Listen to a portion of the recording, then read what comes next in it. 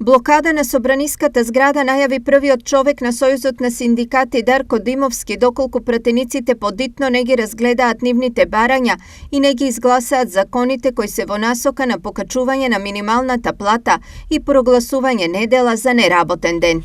Можат пратениците кои сте народни избраници баш за 5 минути да го изгласаат, ако знаат дека е тоа навистина договорена на економскиот социјален совет помеѓу работодавачите, работниците и владата. Не гледам причина, тоа ја прили чашата и затоа целиот протест го смеруваме кон собранието.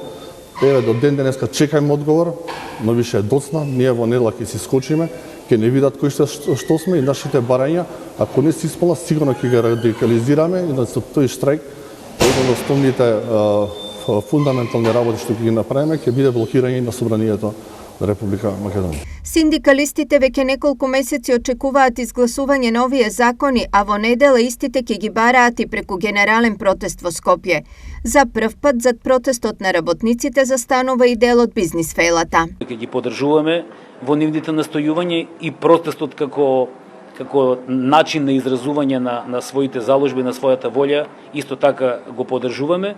А што се однесува до работничките права, морам да кажам дека во некои корпоративно организирани компании се почитуваат и тоа е за пофалба.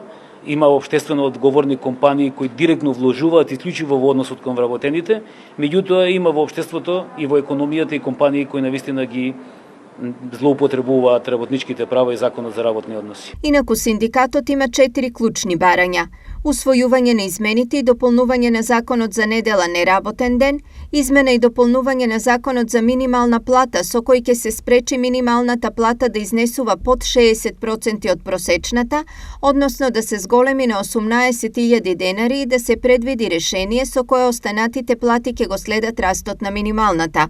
Потпишување на општиот колективен договор за јавен сектор и потпишување на општ колективен договор за приватниот сектор.